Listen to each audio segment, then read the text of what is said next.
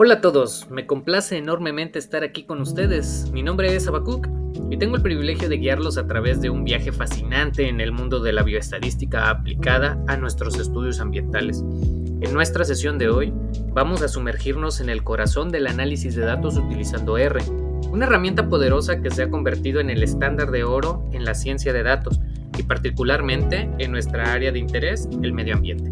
Comenzaremos explorando uno de los conjuntos de datos más interesantes y relevantes para nosotros, los futuros ingenieros ambientales, el conjunto de datos Air Quality. Este no es simplemente un conjunto de números y mediciones, es un registro vital de la calidad del aire en Nueva York durante los meses de verano en el año de 1973. Refleja historias del pasado y nos ofrece lecciones para el presente y nos da pistas sobre el futuro de nuestra lucha por el ambiente más limpio y más sostenible. Hoy no solo aprenderemos a manipular y analizar estos datos con R, sino que también profundizaremos en las estadísticas descriptivas, una herramienta esencial que nos permite resumir y comprender complejas realidades a través de los datos. Exploraremos las medidas de tendencia central como la media y la mediana, medidas de dispersión como la varianza y la desviación estándar, y entenderemos la importancia de visualizar nuestros datos a través de histogramas, permitiéndonos captar la esencia de nuestra investigación ambiental.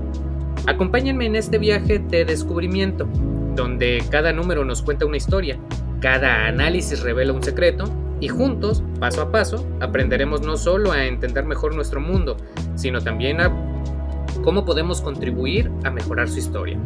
Prepárense para desbloquear el poder de los datos ambientales con R y transformar su curiosidad y pasión por el medio ambiente en conocimiento práctico y aplicable. Ahora nos familiarizaremos con los fundamentos del análisis de datos en R, utilizando estadísticas descriptivas y visualización de datos a través del conjunto de datos Air Quality. ¿Pero qué es este conjunto de datos? Mira, en R hay algunas bases de datos que ya se encuentran cargadas para que puedas practicar. Entonces, estas se encuentran ya cargadas en el sistema, pero puedes acceder a ellas a través del elemento Help.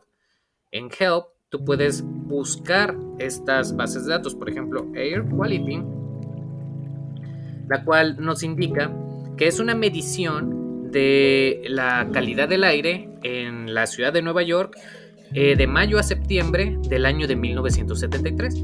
¿Cómo podemos usarla? Simplemente agregando esta palabra, Air Quality. Entonces lo copiamos. Tenemos un nuevo script, recuerda File, New File, RScript. Entonces agregamos el comando Air Quality y entonces lo corremos. ¿Qué es lo que vas a encontrar en esta base de datos? Pues bueno, vas a encontrar una serie de datos de la concentración de ozono, la radiación solar, la velocidad del viento, la temperatura, el mes, recuerda que vamos de mayo a septiembre, y el día del mes al que corresponde cada una de las mediciones. En un análisis rápido podemos observar que para algunos elementos existen algunos datos que no se pudieron medir. Hay que tomarlo en cuenta. Entonces, vamos a comenzar a analizar. Recuerda, nuestra intención en este momento es familiarizarnos con los fundamentos básicos. Entonces, primero vamos a mostrar las filas del conjunto de Air Quality para poder ver cómo es que están ordenadas. Entonces, para ello te voy a mostrar un nuevo comando que se llama head, que nos permite ver los encabezados, ¿no? Entonces vamos a decirle de quién, head Air Quality. Como ya lo tenemos precargado, ya nos lo va autocompletando. Entonces recuerda que la información va a ir apareciendo en nuestro elemento de consola. Entonces aquí tenemos nuestro comando y tenemos lo que pedimos. Entonces nuestras columnas se llaman ozono, radiación solar, velocidad del viento, temperatura, mes y día. Vamos a crear entonces una serie de vectores únicamente con la información que nosotros queremos. Imagina que para este caso no necesitamos de todas las columnas que están aquí, sino que queremos hacer un análisis específico acerca de la concentración de ozono. Para ello podemos aislar la información en un nuevo vector. Por ejemplo, niveles de ozono Na-ozono, que va a ser igual a air quality, pero como solo queremos una columna, vamos a utilizar el símbolo de pesos. Y como puedes observar, aquí aparecen todas las columnas que están cargadas en Air Quality, de manera tal que yo puedo seleccionar una en particular. Vamos a seleccionar la primera de ozono y corremos este script. Entonces, ahora ya tengo un nuevo vector que se llama niveles de ozono, que contiene la información específica de esa columna. Entonces aquí extrajimos la columna de ozono del data frame Air Quality y la almacenamos en un nuevo vector llamado niveles de ozono.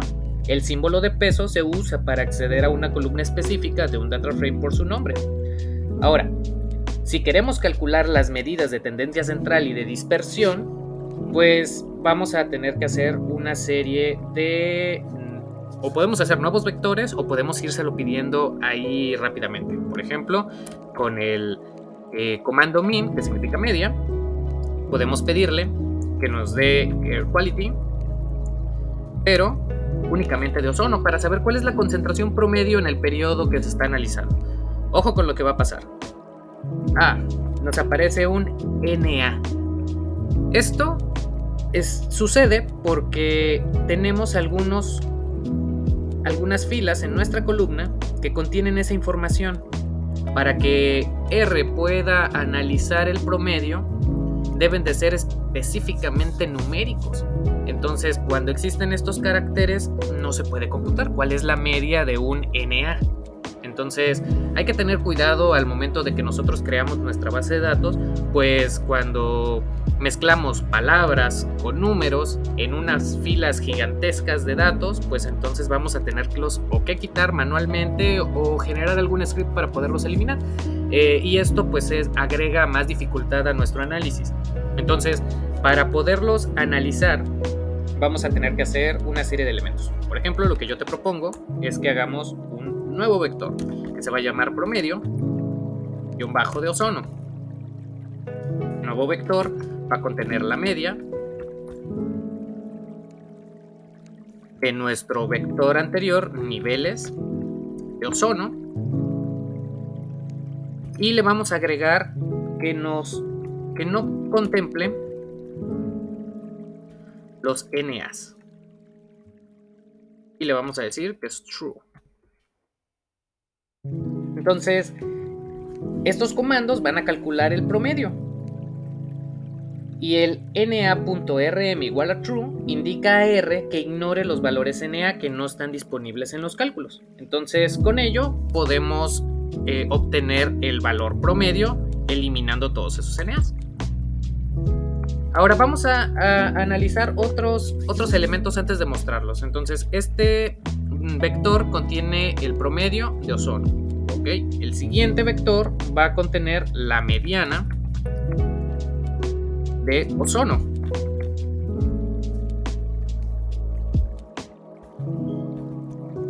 Sería la mediana para los niveles de ozono,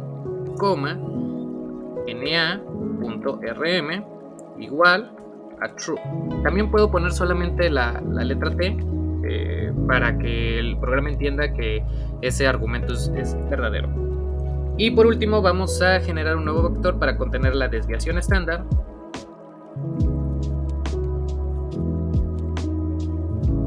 Yo te aconsejo evitar usar los acentos, ya que como este es un programa que se escribe en inglés, de pronto puede generar algún tipo de confusión. Y como R diferencia entre los caracteres tanto mayúsculas como minúsculas con acento y sin acento, pues puede llevarte cuando escribas un código un poco más largo a algunos errores pues, por la sintaxis al momento de escribir.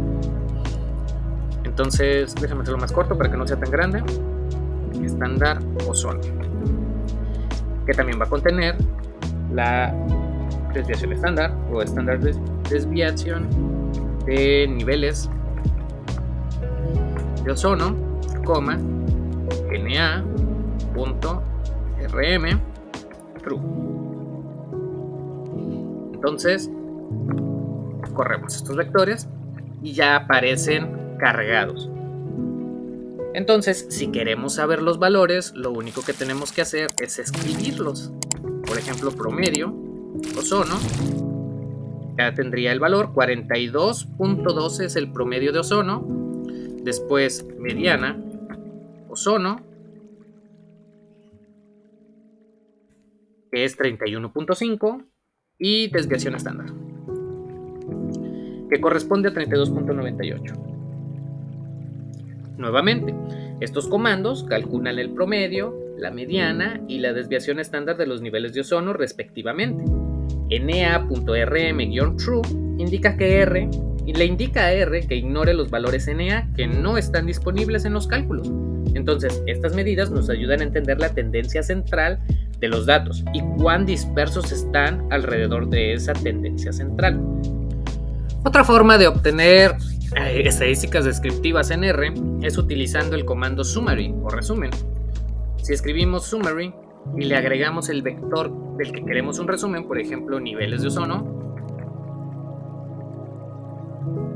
vamos a obtener los siguientes valores. Nos va a indicar cuál es el valor mínimo, cuál es el primer cuartil, que corresponde a 18, cuál es la mediana, cuál es la media, cuál es el tercer cuartil, el valor máximo y cuántos valores tenemos inexistentes, ¿no? En este caso 37, lo cual es bastante para una medición. ¿Qué queremos entender con esta serie de valores? Primero, una de las condiciones que tiene, por ejemplo, la media es que, aunque es una medida de tendencia central y es la más conocida, y se calcula sumando todos los valores numéricos de un conjunto de datos, dividiéndolos por el número total de observaciones, puede ser engañosa, pues nos da un punto central alrededor del cual se distribuyen, en este caso, los niveles de ozono.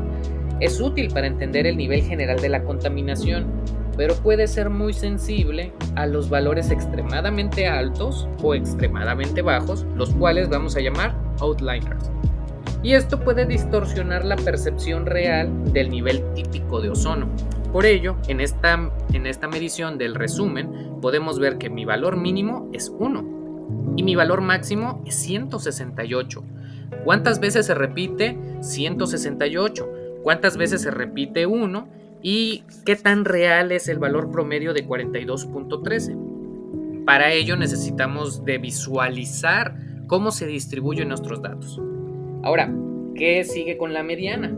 Por ejemplo, la mediana es el valor que divide al conjunto de datos ordenado en dos partes iguales. A diferencia de la media, la mediana no se ve afectada por los valores extremadamente altos o extremadamente bajos, lo que la hace especialmente útil para conjuntos de datos que tienen outliers significativos. En nuestro caso, la mediana corresponde a 31.50, a diferencia de nuestra media, que es 42.13. Hay una diferencia de al menos 10 unidades entre ellos. Entonces, la mediana nos dice que la mitad de los días tienen niveles de ozono por encima de este valor y la otra mitad por debajo de este valor. Es una medida más robusta de la tendencia central en presencia de outliers, ofreciendo una mejor representación del día típico en términos de calidad de aire. En cambio, la desviación estándar no es una medida de tendencia central per se, sino más bien una medida de dispersión, pero es crucial para entender junto a la media y la mediana porque nos indica cuán dispersos están los datos alrededor de la media. Entonces, nuestra desviación estándar, que en este caso es 32.9878, esta nos da una idea de la variabilidad o dispersión de los niveles de ozono respecto al promedio. Un valor bajo indica que los niveles de ozono tienden a estar cerca ¿de quién? Del promedio, mientras que un valor muy alto sugiere una amplia variabilidad con los días de muy baja y muy alta contaminación por ozono. Entonces, aquí podemos observar que, parece ser que nuestra desviación estándar es tan grande como nuestra mediana y es casi tan grande como nuestro promedio. Una de las características de la desviación estándar es que se encuentra en las mismas unidades de nuestros valores. Por ejemplo, si esto es concentración, esto también es una concentración. Ahora que hemos comprendido cómo funcionan las Ahora que hemos comprendido cuáles son los básicos de las medidas de tendencia central y algunas medidas de dispersión, para poder visualizar nuestros datos podemos crear un histograma. Para ello vamos a utilizar el comando hist y vamos a generar una serie de instrucciones básicas. Queremos un histograma de nuestro vector niveles de ozono. Queremos que tenga un título que sea igual a histograma de niveles de ozono. Queremos que en el eje de las X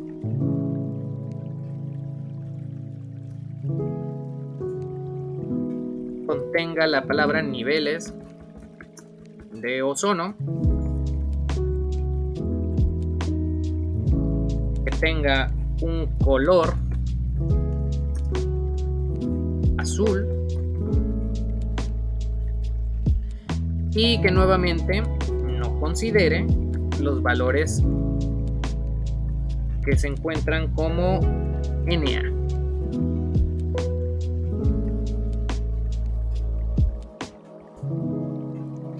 Tenemos. Entonces, este histograma lo que busca es representar nuestros datos. Este comando va a generar un histograma para los niveles de ozono, proporcionando una visualización gráfica de cómo se distribuyen estos niveles. El parámetro call se utiliza para cambiar el color de las barras del histograma y na.rm igual a true para excluir los valores Na de la visualización. Ahora, ¿qué es un histograma? Un histograma es una representación gráfica de la distribución de un conjunto de datos numéricos. A través de barras, muestra la frecuencia de los datos dentro de ciertos rasgos o bins. Cada barra en un histograma representa la frecuencia, o sea, el número de veces que ocurre de los datos dentro de un intervalo específico. Para usar un histograma, efectivamente necesitas determinar adecuadamente el número de bins o intervalos, ya que esto puede afectar significativamente la interpretación de tus datos. Demasiados bins o barras pueden resultar en un gráfico sobredelatado, con mucha variabilidad, dificultando la identificación de patrones generales. Pocos bins o pocas barras puede oversimplificar los datos, ocultando variabilidades importantes.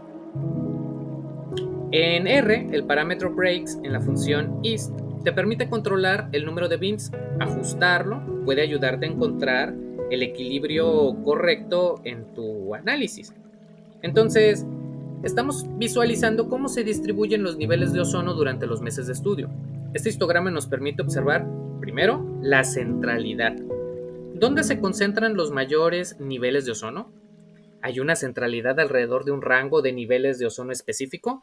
Pues bueno, esto parece, como nuestros valores de media y mediana nos indican, que la mayor concentración o la mayor frecuencia se encuentra entre 0, que es donde se encuentra nuestro mínimo, que es 1, y 50. Entonces aquí encontramos la mayor frecuencia, que corresponde a nuestros valores promedio. La dispersión. ¿Qué tan dispersos están los niveles de ozono? ¿Son los días con niveles altos de ozono comunes o raros? Pues bueno, lo que estamos observando aquí es que parece, siguiendo la probabilidad y los valores promedio y medianos que encontramos, que los días típicos pues parecen estar en esta frecuencia, ¿no? Son más raros los niveles con mayor concentración. Sin embargo, existen. La simetría en este gráfico, si la distribución es simétrica o se inclinan hacia un lado, ¿hay más días con niveles bajos o altos de ozono? Pues todo parece indicar que hay más días con niveles promedio de ozono, entre 1 y 40. Lo que sí observamos es que vemos diversos outliners. La presencia de barras aisladas lejos del cuerpo principal del histograma indica pues días con niveles de ozono excepcionalmente altos. Otros elementos importantes a considerar es la altura de las barras, pues esto nos indica la frecuencia. Barras más altas sugieren que los niveles de ozono dentro de ese rango son más comunes. La anchura de las barras representa el rango de niveles de ozono cubiertos por cada barra. Barras más anchas cubren un rango mayor de los niveles de ozono. Los patrones y las anomalías son como una distribución en forma de campana, o anomalías, barras inesperadamente altas o bajas o separadas del resto. Esto puede proporcionar insights valiosos sobre los factores ambientales afectando la calidad del aire. En general, los histogramas son una herramienta invaluable para nosotros, los ingenieros ambientales, permitiéndonos visualizar y analizar la distribución de variables ambientales clave como los niveles de ozono. Al aprender a interpretar correctamente estos gráficos, podemos obtener una comprensión más profunda de nuestros datos, identificar tendencias y anomalías, tomar decisiones informadas basadas en el análisis de datos sólidos.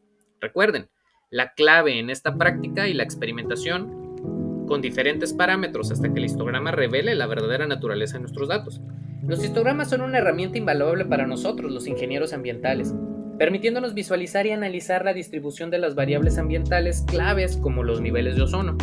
Al aprender a interpretar correctamente estos gráficos, podemos obtener una comprensión más profunda de nuestros datos, identificar tendencias y anomalías y tomar decisiones informadas en el análisis de datos sólidos. En conclusión, has aprendido a extraer y manipular datos, calcular estadísticas descriptivas cruciales y visualizar la distribución de un conjunto de datos ambientales. Estas habilidades forman la base de tu futuro trabajo como ingeniero ambiental, permitiéndote analizar y entender mejor los desafíos ambientales a través de datos. Te animo a seguir practicando con otros conjuntos de datos y explorar más funciones técnicas en R. El camino hacia el dominio del análisis de datos ambientales acaba de comenzar. Nos vemos pronto. Bye.